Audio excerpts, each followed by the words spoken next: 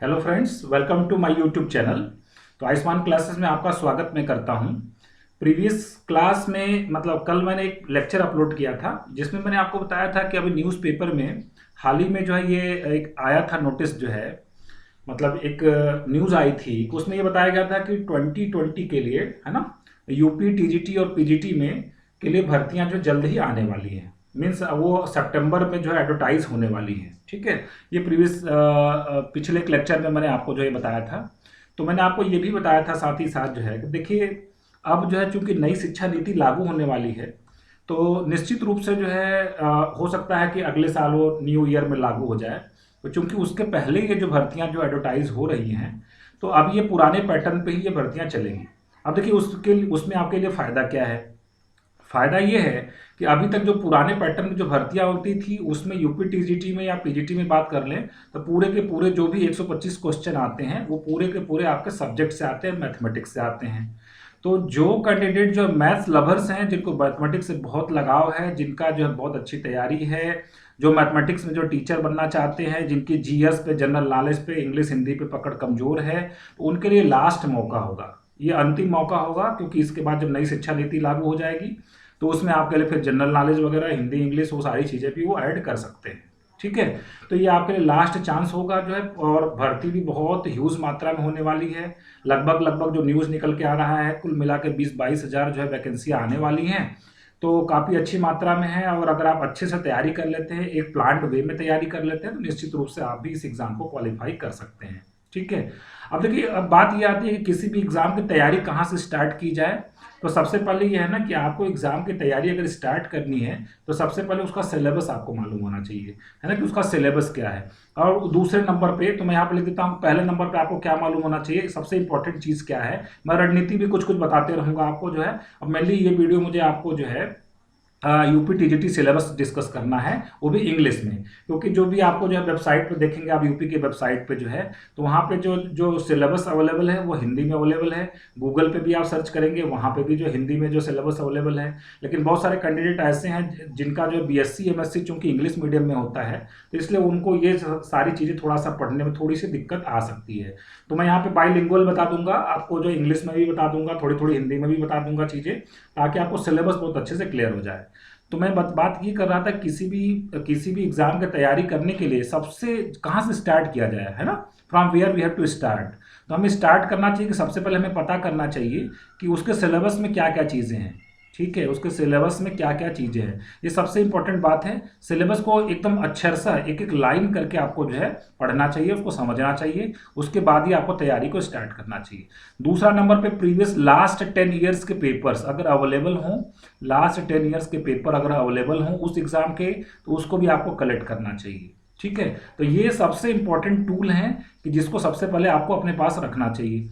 उसके बाद जो है आपको स्टडी मटेरियल का चुनाव करना है ना। उसके बाद आपको स्टडी मटेरियल का चुनाव करना है कि कौन से टेक्स्ट बुक से, या कौन से कोचिंग के मटेरियल से, या सेल्फ से, या कहाँ से भी, कोई मैगजीन है, कोई चीज़ है, तो कहाँ से हम लोग मटेरियल डिसाइड करना चाहिए। कोई नोट्स आपके पास है, किसी कोचिंग का मटेरियल आपके पास है, कुछ टेक्स्ट बुक है आपके पास, जिससे भी है, तो सटीक स्टडी मटेरियल जिसमें सिलेबस मेंशन हो वो आपके पास होना चाहिए।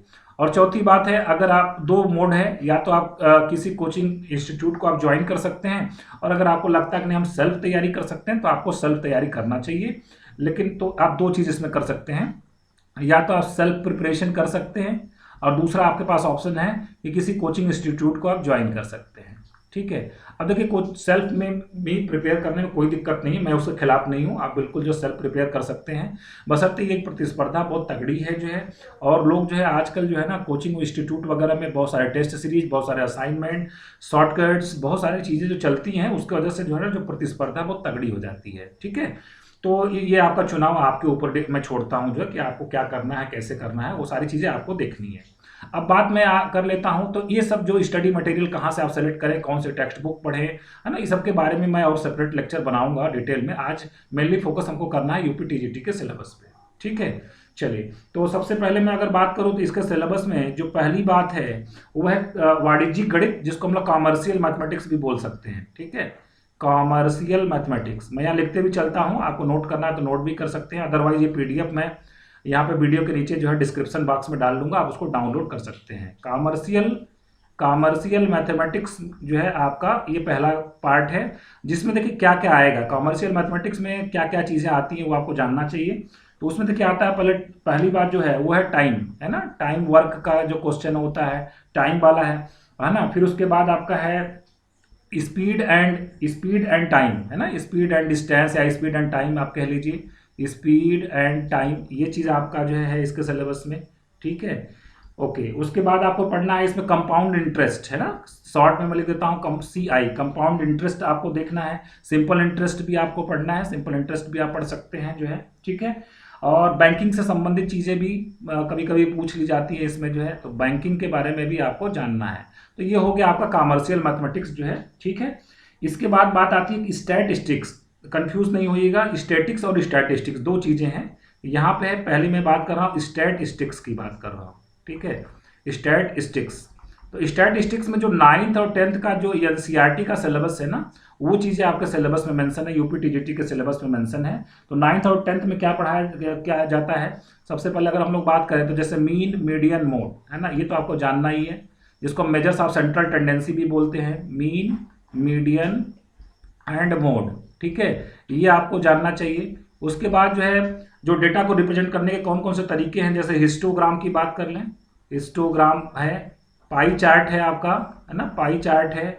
और उसके बाद अगर हम लोग बात कर लें पाई चार्ट के बाद फ्रीक्वेंसी पॉलीगन है ना, फ्रीक्वेंसी पॉलीगन है। तो ये सारी चीज़ें हैं आपके इस सिलेबस में स्टैटिस्टिक्स में, ठीक है, फ्रीक्वेंसी पॉलीगन। देखिए ये लेक्चर थोड़ा सा लंबा हो सकता है, अगर आप लास्ट तक नहीं देखेंगे तो आप चीज़ों को समझ नहीं पाएंगे जो है। लास्ट में कुछ और प्लानिंग भी मैं आपको बताऊंगा जो है किस तरीके से इस एग्जाम की तैयारी करें। तो थोड़ा सा पेशेंस रख के आप इसको देख लीजिए, क्योंकि सिलेबस का कंप्लीट नॉलेज लोगों को होता नहीं है। लोग अपने हिसाब से तैयारी करना शुरू कर देते हैं, थोड़ा यहाँ से पढ़ते हैं, थोड़ा वहाँ से पढ़ते हैं, और एग्जाम में क्वेश्चन देखते हैं तो बताते हैं आउट ऑफ सिलेबस आ गया, ऐसे आ गया, वैसे आ गया, बट ऐसा नहीं होता है। एक बार सिलेबस को आप ध्यान से समझ लीजिए अच्छे से, ठीक है, क्योंकि सिलेबस जो है इंग्लिश मीडियम में आपको जो है कहीं भी अवेलेबल नहीं मिलेगा, ना तो आपके यूपी के वेबसाइट पे भी अवेलेबल नहीं है, गूगल सर्च करेंगे आपको वहाँ पे भी शायद नहीं मिलेगा आपको जो है। तो मैं आपको पूरा इंग्लिश में सिलेबस बता रहा हूँ, ध्यान से आप देख लीजिए। इसके बाद बात आती है कि अलजेब्रा की, ठीक है। इसके बाद अगर हम लोग बात करें तो अलजेब्रा है, अलजेब्रा में देखिए क्या क्या है, अलजेब्रा कोई छोटी मोटी चीज़ तो है नहीं, अलजेब्रा ब्रांच है आपका जो है। तो इस ब्रांच में देखिए क्या क्या आने वाला है जो है, क्या क्या चीज़ें पूछा जाएगा अलजेब्रा में। सबसे पहले अगर हम लोग बात करें तो इसमें जो क्लास 9th में और 10th में NCERT में पढ़ाई जाती है चीज़ें, पॉलिनॉमियल्स, ठीक है, तो ये पॉलिनॉमियल्स है इसके सिलेबस में। उसके बाद है पॉलिनॉमियल्स के बाद लॉगरिथम है, लॉग, है ना, लॉगरिथम, ठीक है। लॉगरिथम में वो पुराने जमाने के जो यूपी बोर्ड की किताबें आती थी उतने लंबे लंबे क्वेश्चन नहीं आते हैं, सिंपल लॉग की जो प्रॉपर्टीज है उस पर बेस्ड क्वेश्चन पूछे जाते हैं। एक लॉगरिथम हो गया आपका जो है। उसके बाद लीनियर इक्वेशन इन 2 वेरिएबल्स, है ना, लीनियर इक्वेशंस इन 2 वेरिएबल्स, लीनियर इक्वेशंस इन 2 वेरिएबल्स, लीनियर इक्वेशंस इन 2 वेरिएबल्स, ये आपके है, ये भी आपको मिल जाएगा, आपको 10th क्लास NCERT का सिलेबस है ये, लीनियर इक्वेशंस इन 2 वेरिएबल्स, ठीक है। इसके बाद LCM and HCF of polynomials, है ना, LCM and HCF of polynomials, मतलब लघुत्तम समापवर्तक और महत्तम समापवर्तक, इसका बहुपदों का लघुत्तम और महत्तम समापवर्तक, ठीक है। LCM and HCF of polynomials, polynomial मतलब बहुपद होता है, आपको मालूम है, पॉलिनॉमियल्स, ठीक है। तो ये सिलेबस में है। इसके बाद अगर बात करें तो लीनियर इक्वेशन इन 3 वेरिएबल्स, है ना, लीनियर इक्वेशन इन 3 वेरिएबल, जो कि किस में आ जाएगा, इसको अलग से मेंशन करने की जरूरत नहीं है। लीनियर इक्वेशन इन 3 वेरिएबल जो कि मैट्रिसेस चैप्टर में आता है, बट इन्होंने अलग से टॉपिक बना दिया है, लीनियर इक्वेशन इन 3 वेरिएबल्स, जो कि CBSE के सिलेबस में, NCERT के सिलेबस में मैट्रिसेस चैप्टर में पढ़ाया जाता है। लीनियर इक्वेशन इन 3 वेरिएबल्स की बात हो गई। इसके बाद क्वाड्रेटिक इक्वेशन है ना, इसके बाद क्या है आपका क्वाड्रेटिक इक्वेशन है, ये भी आपके यूपी टीजीटी के सिलेबस में है, ठीक है, क्वाड्रेटिक इक्वेशन हो गया। इसके बाद अगर हम लोग बात करें क्वाड्रेटिक इक्वेशन के बाद तो आपका है रेशियो एंड प्रपोर्शन, ठीक है, रेशियो एंड प्रपोर्शन, अनुपात और समानुपात, ठीक है, रेशियो एंड प्रपोर्शन, ये भी सिलेबस में है, रेशियो एंड प्रपोर्शन, ठीक है, अनुपात एंड समानुपात। और इसके अगर बात करें तो रेशियो प्रपोर्शन के बाद है नंबर सिस्टम, है ना, नंबर सिस्टम, जो कि क्लास 9th और 10th के NCERT सिलेबस में पढ़ाया जाता है, नंबर सिस्टम, ठीक है, संख्या पद्धति जिसको हम लोग बोलते हैं, नंबर सिस्टम। इसके बाद सेट थियरी है अलजेब्रा के सिलेबस में, सेट थियरी है जो कि क्लास 11th एनसीईआरटी में पढ़ाया जाता है, ठीक है, सेट थियरी। उसके बाद अगर हम लोग बात करें सेट थियरी के बाद तो अलजेब्रा में आगे क्या है, फिर सेट थियरी के बाद है डिटर्मिनेंट्स, है ना, मैट्राइसेज एंड डिटर्मिनेंट्स है, मैट्राइसेज एंड डिटर्मिनेंट्स जो कि 11th 12th स्तर का पूछा जाता है। मैट्राइसेज एंड डिटर्मिनेंट जो कि क्लास 12th एनसीईआरटी का सिलेबस है। मैट्राइसेज मतलब उस टेक्स्ट बुक में पूरी चीज़ें जिस तरीके से उसी तरीके से पूछी जाती हैं। मैट्राइसेज एंड डिटर्मिनेंट्स है आपके सिलेबस में, ठीक है। इसके बाद बात करें अगर तो एपी जीपी एचपी है ना, ये आव्यू और ये आप समझ रहे होंगे, मैट्रिसेस का मतलब हो गया आव्यू और डिटर्मिनेंट का मतलब सारणिक हो गया, ये आपको मालूम होना चाहिए। इसके बाद एपी जीपी एचपी मतलब अरिथमेटिक प्रोग्रेशन, ज्योमेट्रिक प्रोग्रेशन और हार्मोनिक प्रोग्रेशन, है ना, हार्मोनिक प्रोग्रेशन मतलब क्या हो गया इसकी अगर हम लोग बात करें तो हरात्मक श्रेणी, गुणोत्तर श्रेणी, हरात्मक श्रेणी और समांतर श्रेणी, ठीक है। इसके बाद लॉगरिथमिक एंड एक्सपोनेंशियल सीरीज भी है आपके सिलेबस में, logarithmic and exponential series, logarithmic and exponential series, ठीक है, लॉगरिथमिक एंड एक्सपोनेंशियल सीरीज, ठीक है। ये भी आपके सीरीज सिलेबस में लॉगरिथमिक मतलब लघुगणकीय और चरघातांकी श्रेणियां जो है, जो कि यूपी बोर्ड में की पुरानी किताबों में मिलती हैं, जो है आजकल तो सीबीएसई में नहीं पढ़ाया जाता ये सारी चीज़ें। इसके बाद अगर बात करें तो परमुटेशन एंड कम्बिनेशन मतलब क्रमचय और संचय, ठीक है। इसके बाद अगर हम लोग बात करें तो बाइनॉमियल थ्योरम, ठीक है, बाइनॉमियल थ्योरम मतलब द्विपद प्रमेय ना, बाइनॉमियल थ्योरम द्विपद प्रमेय आपके सिलेबस में है। इसके बाद अगर बात करें तो प्रोबेबिलिटी में बहुत थोड़ा सा पढ़ना है, बस एडिशन और मल्टीप्लिकेशन रूल, उस पर बेस्ड क्वेश्चंस आएंगे। बहुत पूरी प्रोबेबिलिटी जो 11th 12th या सीबीएसई में वो पूरी चीज़ें नहीं पढ़ना है ना, प्रोबेबिलिटी में बहुत सिंपल प्रोबेबिलिटी बस आने वाली है आपके जो है एग्जाम में। फिर इसके बाद पार्शियल फ्रैक्शन है, आंशिक भिन्न, ठीक है, पार्शियल फ्रैक्शन आपके सिलेबस में है, पार्शियल फ्रैक्शन, ठीक है, तो ये भी सिलेबस में है। पार्शियल फ्रैक्शन मतलब आंशिक भिन्न हो गया। और इसके बाद कॉम्प्लेक्स नंबर, ठीक है, कॉम्प्लेक्स नंबर, ठीक है, कॉम्प्लेक्स नंबर ये भी आपका सिलेबस में है। कॉम्प्लेक्स नंबर आप समझ ही रहे हैं कॉम्प्लेक्स नंबर के बारे में। इसके बाद अब देखिए ये तो सारी चीज़ें 11th 12th की हो गई, और इसी अलजेब्रा सिलेबस में कुछ और भी बातें मेंशन है, उसको मैं बता देता हूँ, जो कि बीएससी के सिलेबस से लिया गया है, उसके बारे में थोड़ा सा डिस्कस कर लेते हैं हम लोग। अलजेब्रा ही पोर्शन में है ग्रुप। देखिए अब होता क्या है ना, कैंडिडेट जो है ना पूरा एकदम जो है एब्स्ट्रैक्ट अलजेब्रा पढ़ने लगते हैं, उतनी ज़्यादा चीज़ें नहीं आती, बहुत बेसिक बात, सिर्फ ग्रुप के डेफिनेशन आपको देख लेना है। इसके बाद सब ग्रुप क्या होता है ये आपको जान लेना है, सब ग्रुप के एग्जाम्पल वगैरह समझ लेना है आपको, ठीक है। इसके बाद आपको क्या समझना, साइक्लिक ग्रुप, ठीक है, साइक्लिक ग्रुप समझना है, साइक्लिक सब ग्रुप्स भी देखना है आपको, साइक्लिक ग्रुप और साइक्लिक सब ग्रुप्स, ठीक है, ये देखना है आपको। इसके बाद लैग्रेंजेस थ्योरम है ना, एक थ्योरम है लैग्रेंज थ्योरम, लैग्रेंजेस थ्योरम, ये एक थ्योरम है। इसमें बस इतनी चीज़ें हैं आपके एब्स्ट्रैक्ट अलजेब्रा से, एब्स्ट्रैक्ट अलजेब्रा वाले पार्ट से, तो इसमें आपको बहुत डिटेल में जाने की जरूरत नहीं, बहुत बेसिक जो स्टेटमेंट हैं थ्योरम्स हैं, बस उसको उस स्टेटमेंट को आपको समझ लेना है और एग्जाम्पल समझ लेना है, ठीक है। तो ये पूरा अलजेब्रा का पार्ट हो गया। अब बात आती है कि रियल एनालिसिस, इसके बाद जो आता है अगला पार्ट वो क्या हमारा है, रियल एनालिसिस, ठीक है, ये भी बीएससी का पोर्शन है। अब देखिए रियल एनालिसिस में क्या आता है थोड़ा उसको समझ लेना आपको। तो रियल एनालिसिस में सबसे पहले अगर हम लोग बात करें, इन्होंने लिमिट कंटिन्यूटी वगैरह को इसी में शामिल करवा दिया, हालांकि वो कैलकुलस में आता है, आप चाहे रियल एनालिसिस में भी देख सकते हैं, कोई दिक्कत वाली बात नहीं है। लिमिट कंटिन्यूटी, ठीक है, लिमिट कंटिन्यूटी ये वही लेवल है आपका जो है जो मतलब 11th क्लास में पढ़ाया जाता है, वहीं तक का लेवल आएगा आपसे, बहुत हाई फाई चीज़ें नहीं पूछी जाती हैं। लिमिट कंटिन्यूटी डिफरेंशिएबिलिटी, ठीक है, लिमिट कंटिन्यूटी डिफरेंशिएबिलिटी या डिफरेंशिएशन भी आप इसको समझ सकते हैं, डिफरेंशिएशन, ठीक है। इसके बाद अगर हम लोग बात करें तो इसमें जो मेन चीज़ रियल एनालिसिस का पूछा जाना है आपसे जो है, इसमें आपसे पूछा जाना है sequences and series, convergence and divergence of, इसमें जो मुख्य चीज़ आपको पढ़नी है वो क्या पढ़नी है, वो कन्वर्जेंस एंड डाइवर्जेंस है ना, कन्वर्जेंस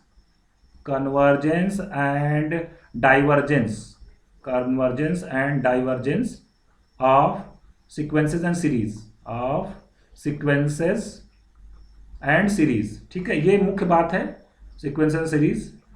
इसके बाद मोनोटोनिक सीक्वेंस है ना, मोनोटोनिक सीक्वेंस क्या होता है, ये सब मोनोटोनिक सीक्वेंस मतलब अगर मोटी अगर बात कहें अगर जो है ना, तो कुल मिला के आपको जो है सीक्वेंसेस और सीरीज का जो जो चैप्टर आता है, जो जो आपके बीएससी का सिलेबस आता है, उसको आपको थोड़ा सा हल्का देख लेना है, बहुत डेप्थ में नहीं जाना है। मतलब ये है कि आपको उसका जो स्टेटमेंट है, जो फार्मूले हैं, कैसे कन्वर्जेंस डाइवर्जेंस प्रूव करते हैं, कुछ उसके रूल हैं, रेगुलेशन है, और उसको जान लेना तो ये कंप्लीट हो जाएगा आपका। ठीक है, इसके बाद बात कर लेते हैं कि इसके बाद आपका जो सिलेबस में मेंशन है वो है ट्रिग्नोमेट्री।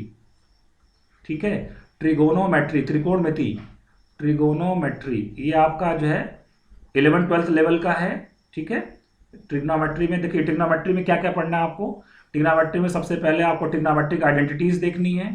ठीक है, ट्रिग्नोमेट्रिक आइडेंटिटीज, ट्रिगोनोमेट्रिक आइडेंटिटीज आपको देखना है। ठीक है, इसके बाद अगर हम लोग बात करें तो ट्रिग्नोमेट्रिक आइडेंटिटीज के बाद आता है ट्रिग्नोमेट्रिक इक्वेशन। ठीक है, ट्रिगोनोमेट्रिक इक्वेशन। ठीक है, और इसके बाद अगर हम लोग बात करें तो इनवर्स ट्रिग्नोमेट्रिक इक्वेशन का मतलब त्रिकोणमिति समीकरण। ट्रिग्नोमेट्रिक आइडेंटिटीज का मतलब हो गया आपका त्रिकोणमिति सर्वसमीकाएं। ठीक है, इसके बाद ट्रिग्नोमेट्रिक इक्वेशंस के बाद आपका आना है आईटीएफ, इनवर्स ट्रिग्नोमेट्रिक फंक्शन, प्रतिलोम वृत्तीय फलन, है ना, प्रतिलोम वृत्तीय फलन, है ना, इनवर्स ट्रिग्नोमेट्रिक फंक्शन। इसके बाद आपका आता है short part, solution of triangle, oblique properties of triangle, है ना, short part, solution of triangle, त्रिभुजों के गुण, है ना, त्रिभुजों के गुण, ऐसा कुछ चैप्टर है जो कि पहले पढ़ाया जाता था यूपी बोर्ड में जो है, या त्रिकोणमिति वाली किताब में, जब 6 किताबें चलती थी इंटरमीडिएट में, तो उस समय जो है आपका त्रिभुजों के गुण और त्रिभुजों की जो प्रॉपर्टीज होती थी वो पढ़ाई जाती थी। ठीक है, इसके बाद आपको पढ़ना है इसमें हाइट एंड डिस्टेंस। ठीक है, इसमें आपको पढ़ना है हाइट एंड डिस्टेंस। ठीक है, तो बस इतना पार्ट है त्रिकोणमिति का। त्रिकोणमिति आपको इतनी जाननी है, इतना आपके सिलेबस में पूछा जाएगा। इसके बाद है नेक्स्ट पोर्शन जो आता है ना, वो ज्योमेट्री का आता है। ठीक है, अगला जो पोर्शन है ज्योमेट्री कौन सी वाली, 9th 10th वाली ज्योमेट्री। पहले उसके बारे में समझ लेते हैं। इसमें आपको बेसिकली क्या क्या देख लेना है, क्या क्या चीजें हैं आपके सिलेबस में। मतलब आपके सिलेबस में है ट्राइंगल्स, लाइन्स एंड एंगल्स और ट्राइंगल्स।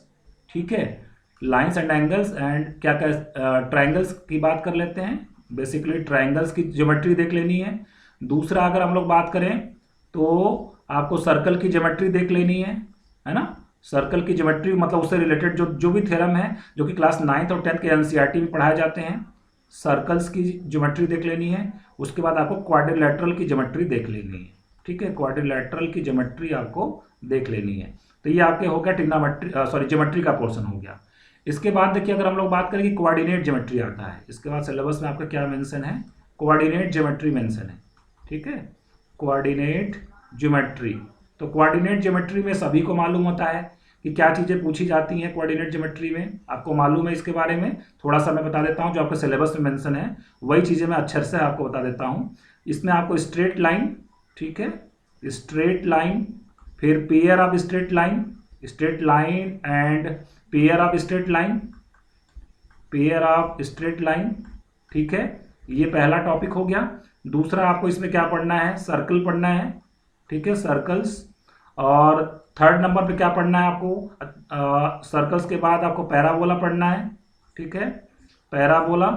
और इसके बाद अगर हम लोग बात करें 4th नंबर पे, तो पैराबोला के बाद एलिप्स पढ़ना है आपको। एलिप्स का मतलब आप समझते ही हैं, दीर्घवृत्त। पैराबोला का मतलब परवल है, सर्कल का मतलब वृत्त, स्ट्रेट लाइन का मतलब हो गया लाइन आपकी जो हो गई, उसके बारे में पढ़ना है। और 5वां नंबर है वो हाइपरबोला, अति परवल है ना, हाइपरबोला, ये भी पढ़ना है आपको। ठीक है, अच्छा ध्यान ये भी रखना है कि सर्कल, पैराबोला, एलिप्स और हाइपरबोला के केस में टेंजेंट और नॉर्मल के इक्वेशन भी आपको देखने हैं। ठीक है, टेंजेंट एंड नॉर्मल्स, ये सारी चीज़ों के बारे में भी आपको जानना है थोड़ा सा। ठीक है, उसमें कुछ टेंजेंट के बेसिक इक्वेशन क्या होते हैं, पॉइंट ऑफ टेंजेंट क्या होता है, कितने नॉर्मल ड्रॉ कर सकते हैं, नॉर्मल कहाँ पर जहाँ पर ड्रॉ किए उस पॉइंट का कोऑर्डिनेट क्या होगा, ये सारी चीज़ें हैं कोऑर्डिनेट ज्योमेट्री में। इसके बाद बात कर लेते हैं कि कैलकुलस में क्या आने वाला है आपके सिलेबस में, उसकी चर्चा कर लेते हैं। तो देखिए कैलकुलस में ऊपर ही मैंने रियल एनालिसिस में मेंशन कर दिया था, क्या क्या मेंशन कर दिया था, लिमिट और कंटिन्यूटी डिफरेंशिएबिलिटी मेंशन कर दिया था। तो यहाँ पे आपका सिलेबस में सिर्फ लिखा गया इंटीग्रेशन, है ना, इंटीग्रेशन, समाकलन। समाकलन के बारे में पढ़ना है, कौन कौन सा निश्चित और अनिश्चित समाकलन, डेफिनिट प्लस इनडेफिनिट, है ना, डेफिनिट प्लस इनडेफिनिट, निश्चित और अनिश्चित समाकलन, ठीक है, इंडेफिनिट, ये निश्चित और अनिश्चित समाकलन पढ़ना है।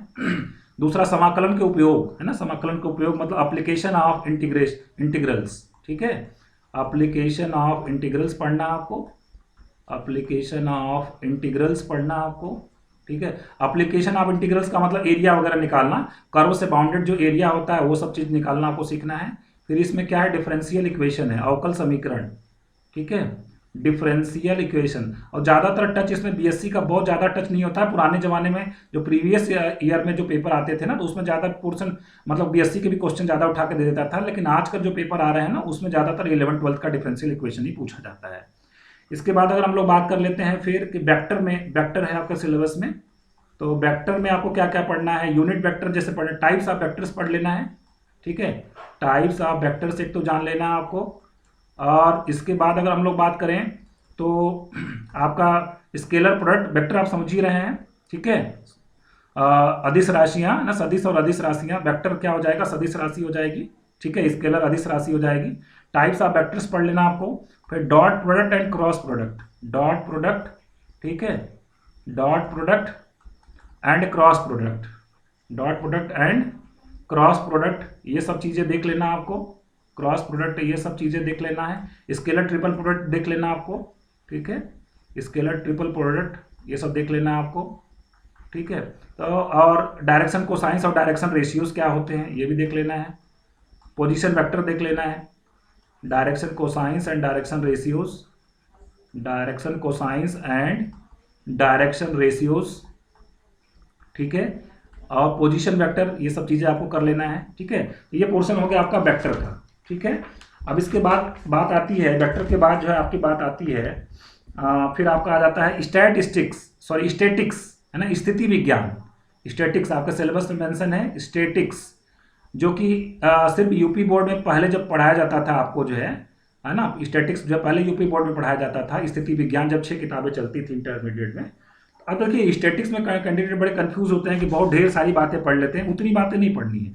सिर्फ क्या पढ़ना आपको, equilibrium of three forces, equilibrium of three forces acting on a body, ठीक है, इक्विलिब्रियम, इक्विलिब्रियम, इक्विलिब्रियम का मतलब आप समझते ही हैं।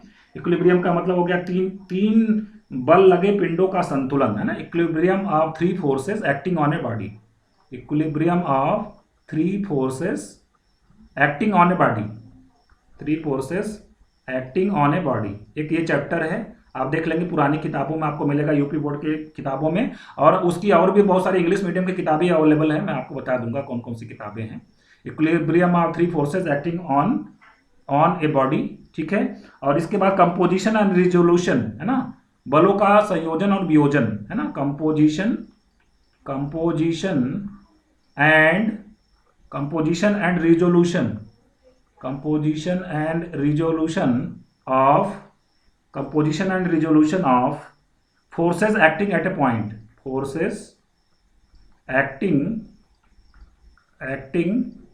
composition and resolution of forces acting at a point, ठीक है। तो ये आपका एक चीज है, ये आपके जो है स्थिति विज्ञान में इतनी बातें आपको जो स्थिति विज्ञान में देख लेनी है, ठीक है, मतलब बलों का वियोजन एंड संयोजन है। और उसके बाद गुरुत्व केंद्र है, सेंटर ऑफ ग्रेविटी, है ना, ये भी चीज मैं छोड़ रहा हूँ, सेंटर ऑफ ग्रेविटी ये भी एक टॉपिक मेंशन है, गुरुत्व केंद्र, सेंटर ऑफ ग्रेविटी, ये भी आपके सिलेबस में है। इतना मतलब कुल मिलाकर मोटा मोटा समझिए 3 चैप्टर के लगभग जो है आपके सिलेबस में स्थिति विज्ञान है, मतलब बहुत ज़्यादा इसका वेटेज नहीं होता है ना, बट मेंशन है तो पढ़ना तो पड़ेगा। डायनामिक्स की बात कर ले, गति विज्ञान की बात कर ले, तो गति विज्ञान में क्या क्या है आपके सिलेबस में, मोशन अंडर ग्रेविटी, है ना, गुरुत्व के अधीन गति, मोशन अंडर ग्रेविटी, ये है आपके सिलेबस में, ठीक है। और इसके बाद अगर बात कर लें तो प्रोजेक्टाइल है ना, प्रोजेक्टाइल, प्रक्षेप्य गति, है ना, प्रोजेक्टाइल है। इसके बाद अगर बात करें प्रोजेक्टाइल के बाद अगर हम लोग बात करें तो प्रोजेक्टाइल के बाद आपका क्या है, प्रोजेक्टाइल के बाद है वर्क एनर्जी एंड पावर, है ना, वर्क एनर्जी एंड पावर, ठीक है, वर्क एनर्जी एंड पावर।